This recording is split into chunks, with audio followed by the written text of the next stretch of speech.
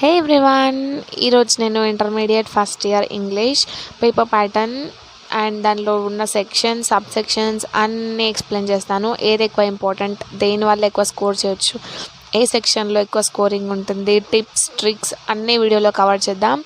So skip చేయకుండా కంప్లీట్గా చూడండి. ఇంపార్టెంట్ ఏదో కూడా చెప్తాను, అది లాస్ట్లో ఉంటుంది. So don't skip, let's get started.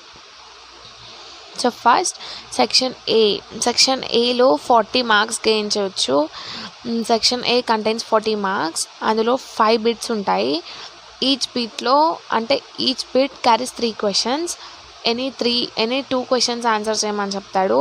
2కి 2 × 4 8 మార్క్స్ వస్తాయి. అంటే ఈచ్ క్వశ్చన్ క్యారీస్ 4 మార్క్స్. అట్లా 5 ఉంటాయి.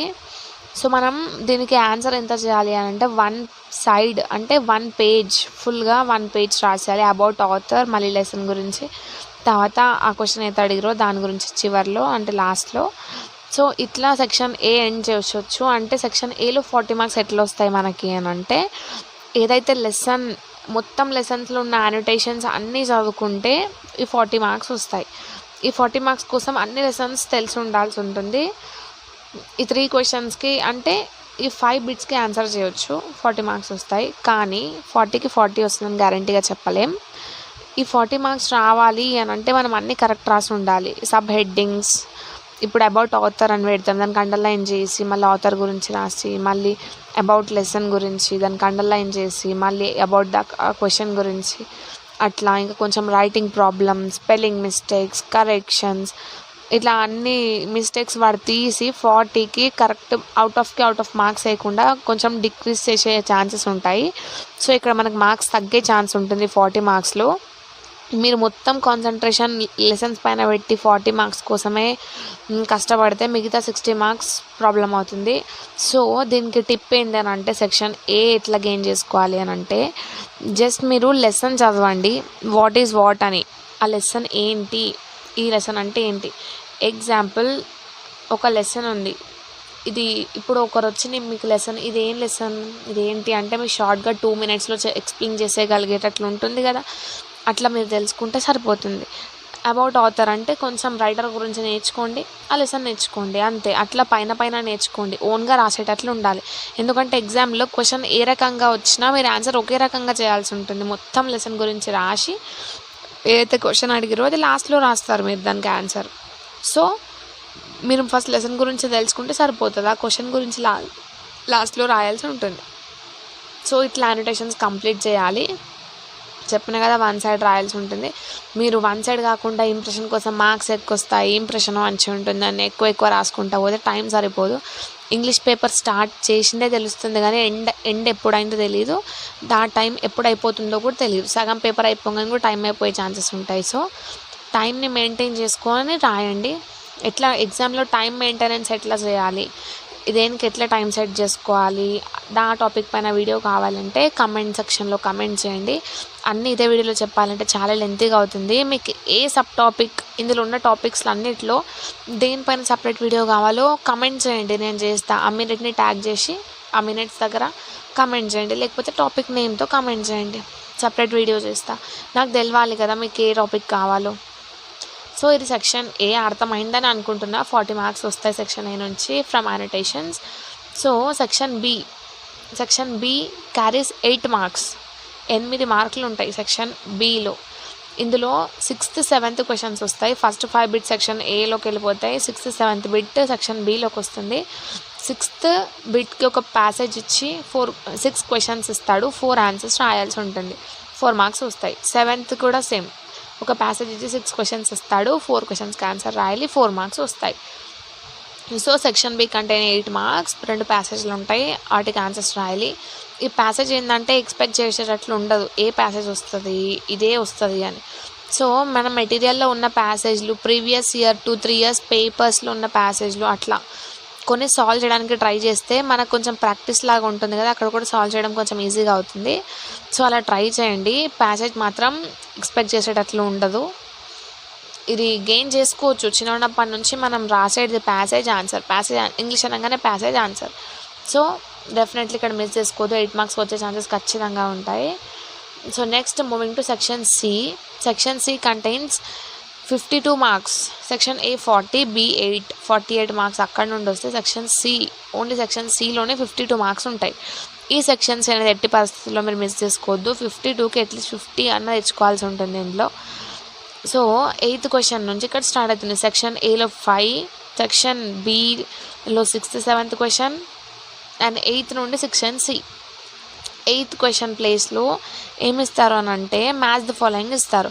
ఈ మ్యాచ్ ద ఫాలోయింగ్ ఎట్లా వస్తుంది మీకంటే, ఏదైతే టెక్స్ట్ బుక్, నేను మెటీరియల్ గురించి మాట్లాడట్లేదు, టెక్స్ట్ బుక్లో మీనింగ్స్ ఉంటాయి కదా, వొకాబులరీ మీనింగ్స్, ఆ మీనింగ్స్ మంచిగా చదువుకుంటే ఆ మీనింగ్, ఆ వర్డ్ ప్లస్ దాని మీనింగ్ మంచిగా గుర్తుంచుకుంటే ఒక 1 hour దానికి స్పెండ్ చేసి మొత్తం చదువుకుంటే ఈ మ్యాచ్ ద ఫాలోయింగ్ ఎట్లా ఇచ్చినా చేయగలుగుతారు.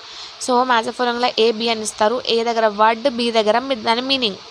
సో ఈ వర్డ్కి ఏ మీనింగో కరెక్ట్గా ఫైండ్ అవుట్ చేయాలి అని అంటే మీకు ఎప్పుడు వస్తుంది, అది మీకు మీనింగ్స్ వస్తుంది. 1 hour పోయేదానికి ఇందులో నుంచి 4 మార్క్స్ మీరు వదులుకోకండి. 4 కదా అని అనుకుంటారు కానీ ఈ మొత్తం గ్రామర్ 4 మార్క్స్కే ఉంటుంది. కానీ అన్నిట్లో 2 పోతే స్కోరింగ్ చాలా తగ్గే ఛాన్సెస్ ఉంటాయి. సో అస్సలు వదులుకోకుండా ఆ 4కి 4 రావాలి. మీనింగ్స్కి టైం స్పెండ్ చేసి చదువుకోండి. ఒకవేళ మీకు మీనింగ్స్, దాని ఎక్స్ప్లెనేషన్, ట్రిక్స్తో ఎలా చదువుకోవాలి కావాలి, ఆ వర్డ్ మీనింగ్ డెఫినేషన్లు కావాలి, అట్లా ఓన్లీ ఇంగ్లీష్ గ్రామర్ నుండి అని అంటే కూడా కమెంట్ చేయండి, నేను చెప్తా. చెప్పినా కదా ఏ టాపిక్ పైన నేను చెప్తా. సో నెక్స్ట్ 9th క్వశ్చన్లో పార్ట్స్ ఆఫ్ స్పీచ్, చిన్నప్పటి నుంచి పార్ట్స్ ఆఫ్ స్పీచ్ చేస్తూనే ఉన్నాం. ఇందులో 8 ఇస్తారు, ½ ఆఫ్ మార్క్ వస్తుంది, ఒక్కొక్క దానికి 4 మార్క్స్ వస్తాయి. పార్ట్స్ ఆఫ్ స్పీచ్ వదులుకోకండి, చిన్న పిల్లలు కూడా రాస్తారు. ఇంటర్మీడియట్ మనం రాయకపోతే పరువు ఉండదు. నెక్స్ట్ 10th క్వశ్చన్ ఆర్టికల్స్ అంటే తెలుసు కదా, ఏ అండ్ ద. ఎక్కడైతే ఏ అండ్ ద వస్తాయో వాటిని పెట్టేసి రాసేసేయాలి. అదైతే చాలా ఈజీ, అది కూడా మనందరికి తెలుసు. ఆర్టికల్స్ కూడా మిస్ చేసుకోకండి.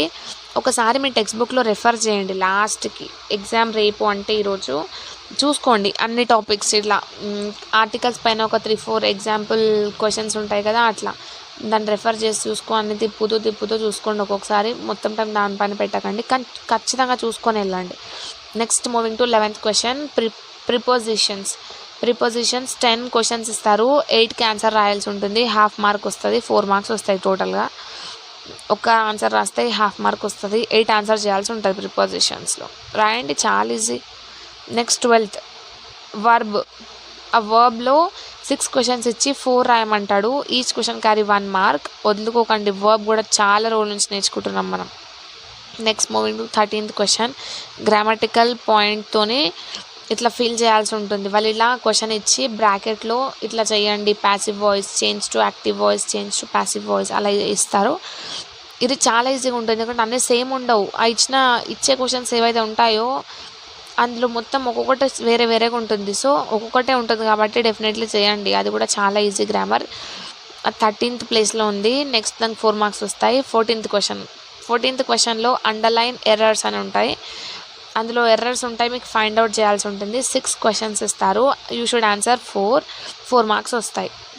Next 15th bit, missing letters. మీరు మిస్సింగ్ లెటర్స్ ఫైండ్ అవుట్ చేయాల్సి ఉంటుంది. 8 ఫైండ్ అవుట్ చేయాలి, ½ ఆఫ్ మార్క్ వస్తాయి ఒక్కదానికి. సో 4 మార్క్స్ వస్తాయి మిస్సింగ్ లెటర్స్ నుంచి. ఇవన్నీ చిన్న పిల్లల నుంచి చదువుకున్న గ్రామర్, అది ఇంటర్మీడియట్లో ఉండడం మన లక్. సో మిస్ చేసుకోకుండా రాయండి. నెక్స్ట్ సైలెంట్ కాన్సోనెంట్స్ అంటే 8 ఇస్తారు, 8 క్వశ్చన్స్ ఇస్తారు. Each question carry ½ marks, 4 marks వస్తాయి. సైలెంట్ కాన్సోనెంట్ ఫైండ్ అవుట్ చేయడం చాలా ఈజీ కదా, మీరు ఇన్ని pre finals, quarterly, half yearly అన్నిట్లో చేసే ఉంటారు. టెక్స్ట్ బుక్లో ఉన్న సైలెంట్ కాన్సోనెంట్ మట్టుకి సాల్వ్ చేస్తే సరిపోతుంది, మీకు వచ్చేస్తున్నాయి. 16th క్వశ్చన్ కూడా మిస్ చేసుకోకండి. 17th one, phonetic transcription. Phonetics ఇస్తారు, తెలుసు కదా, ఇలా వి రివర్స్లో ఏఈ మిక్స్ అయ్యేలాగా ఉంటుంది. స్క్రీన్ పైన చూడండి, అట్లా 6 క్వశ్చన్స్ ఇస్తారు, 4కి ఆన్సర్ చేయాల్సి ఉంటుంది. 4 మార్క్స్ వస్తాయి మనకి. సో మీ ఫోనెటిక్స్ ఎలా నేర్చుకోవాలి, డిఫికల్ట్గా ఉంది మాతో కాదు అని అంటే ఏం చేయాలని అంటే, ఇప్పుడు టెక్స్ట్ బుక్లో ఏవైతే ఫోనెటిక్స్ ఉన్నాయో అవన్నీ సాల్వ్ చేయడానికి ట్రై చేయండి. ఆన్సర్ చూడకుండా క్వశ్చన్ని చూసి అది ఏందో గుర్తుపట్టండి. ఒకవేళ అట్లా రాకపోతే క్వశ్చన్ ప్లస్ ఆన్సర్ చూడండి, అప్పుడు మీకు గుర్తొస్తుంది. ఒకసారి చూసి గుర్తుపెట్టుకోండి, అందులో ఉన్న లెటర్స్ అవన్నీ చూసుకోండి. దాని తర్వాత ఇప్పటివరకు ఏవైతే ఎగ్జామ్స్ రాసి ఉంటారో, pre finals, finals, quarterly, half yearly, అవన్నీ ఎగ్జామ్స్కి ఉన్న పేపర్స్లో ఉన్న ఫోనెటిక్ ట్రాన్స్క్రిప్షన్స్ అన్నీ ఒకసారి చూసుకోండి, సరిపోతాయి. అవి వచ్చేస్తే మీకు వచ్చినట్లే. సో ఫోనెటిక్ ట్రాన్స్క్రిప్షన్ ఇట్లా నేర్చుకోండి. కానీ ఖచ్చితంగా స్కిప్ చేయకుండా ఫొనెటిక్ ట్రాన్స్క్రిప్షన్ రాయాలి, వదలకండి. 4 marks you should get. Next 18th question. 6 questions ఇస్తారు, యూ షుడ్ ఆన్సర్ 4. సో ఇందులో 4 మార్క్స్ వస్తాయి. ఇది 3 వర్డ్స్ ఇచ్చి ఒకటి డిఫరెంట్ సౌండ్తో వినిపిస్తుంది, దాన్ని రౌండప్ చేయండి అని ఇస్తారు. అంటే ఎగ్జాంపుల్ సింగ్, ఫస్ట్ క్వశ్చన్ ఇచ్చి సింగ్ అని ఇస్తారు.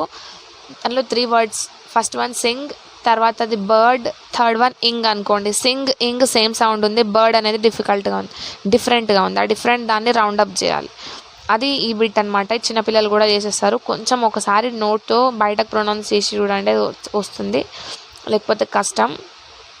అది 18th క్వశ్చన్, మిస్ చేసుకోకండి, 4 మార్క్స్ వస్తాయి. Next moving to 19th question. Syllables. 6 questions ఇస్తారు, you should answer 4 and you will get 4 marks. Syllables అంటే తెలుసు కదా, ఒక వర్డ్ని ఎన్ని పార్ట్స్గా డివైడ్ అవుతుంది మనం ప్రొనౌన్స్ చేసేటప్పుడు అది చెక్ చేసుకోవాలి. అట్లా చెక్ చేసుకొని అది 1 అయితే మోనో, 2 అయితే డై, 3 అయితే ట్రై, 4 అయితే పాలీ.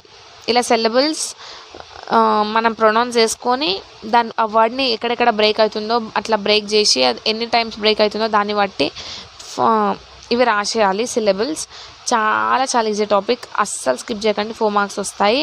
మూవింగ్ టు 28th క్వశ్చన్లో ఏమిస్తారు అని అంటే verbal to non verbal to verbal data. అంటే ఒక గ్రాఫ్ ఇచ్చి దాన్ని పారాగ్రాఫ్ లాగా రాయండి అని చెప్తారు. అంటే గ్రాఫ్ అయినా బార్ డయాగ్రామ్ అయినా అట్లా ఏదైనా దాన్ని చూసి అందులో ఉన్న డేటాని మనకి ఏం అర్థమవుతుందో దాన్ని పారాగ్రాఫ్ రూపంలో రాయాల్సి ఉంటుంది. తర్వాత నెక్స్ట్ అందులో 2 ఆప్షన్స్ ఉంటాయి, verbal to non verbal to verbal. So next paragraph ఇస్తారు, ఆ పారాగ్రాఫ్ని పట్టి అది ఏం అర్థమైందో ఒక ట్రీ డయాగ్రామ్ ఏమని అంటారు, ట్రీ డయాగ్రామ్ వేయండి అని చెప్తారు. సో ఈ 2 కూడా ఈజీ. ఎక్కువ మట్టుగా అయితే గ్రాఫ్ టు పారాగ్రాఫ్ ఈజీ. అంటే గ్రాఫ్ టు పారాగ్రాఫ్ అంటే పై డయాగ్రామ్ లేకపోతే బార్ డయాగ్రామ్ అట్లా గ్రాఫ్లు ఇస్తారు, దాన్ని బట్టి పారాగ్రాఫ్ రాయడం చాలా ఈజీ ఉంటుంది, చూసుకోండి. సో ఇవి బిట్స్. ఇందులో ఎక్కువ ఇంపార్టెంట్ దీన్ని బట్టి మీకు ఏమర్థమైందంటే గ్రామర్ పార్ట్ చదువుకోవడానికి ఎక్కువ టైం పట్టదు. సో 52 మార్క్స్ దీనిలో ఉండే వస్తాయి కాబట్టి ఈ గ్రామర్ పార్ట్ వదులుకోకండి. యానోటేషన్స్ ఇప్పటివరకు చదివి రాసే ఉంటారు, ఈ లాస్ట్ ఫైనల్కి వస్తుంది కాబట్టి. సో అందులో వన్ పేజ్ ఆన్సర్ చేయాలని చెప్పాను కదా, చేయండి, 40 మార్క్స్ వస్తాయి. 40కి 40 వాడు వేయాలి అని అనుకుంటాం. అన్నీ కరెక్ట్గా రాయండి, సబ్ హెడ్డింగ్స్, దానికి అండర్లైన్స్, ఆన్సర్ నీట్గా ప్రజెంట్ చేయండి, ప్లేస్ లేనట్టు ఇరికిచ్చి రాయకండి. అలా అని మొత్తం స్పేస్ కావాలని లూజ్గా కొంతమంది రాసేస్తుంటారు, అట్లా రాయకుండా మనకి డౌట్ రాకుండా నీట్గా రాసేయండి, ఎక్కడ స్ట్రైక్స్ లేకుండా. సెక్షన్ బిలో కూడా అంతే, ప్యాసేజ్ అండ్ క్వశ్చన్స్ అవి చాలా ఈజీ కాబట్టి దాంట్లో ఎక్కువ టైం స్పెండ్ చేసుకోకండి. టైం ఎలా డివైడ్ చేసుకోవాలి, ఆ టైం ఎగ్జామ్ టైంలో ఎలా కంప్లీట్ చేయాలి, లాస్ట్కి ఇంకా 10 minutes మిగిలేటట్లు అది కావాలి అని అంటే కామెంట్ బాక్స్లో కామెంట్ చేయండి. ఈ వీడియో అయితే మీకు అర్థమైందని అనుకుంటున్నాను. ఒకవేళ సపరేట్గా లెసన్ ఎక్స్ప్లెనేషన్స్ అలాంటివి ఏమైనా కావాలన్నా కామెంట్ చేయండి. వీడియో ఎప్పటికే లెంతీగా అయిపోయింది. మీకు నచ్చితే సబ్స్క్రైబ్ చేయండి, ఫ్రెండ్స్కి షేర్ చేయండి, సో దాట్ వాళ్ళకు కూడా బెనిఫిట్ వస్తుంది. Thank you.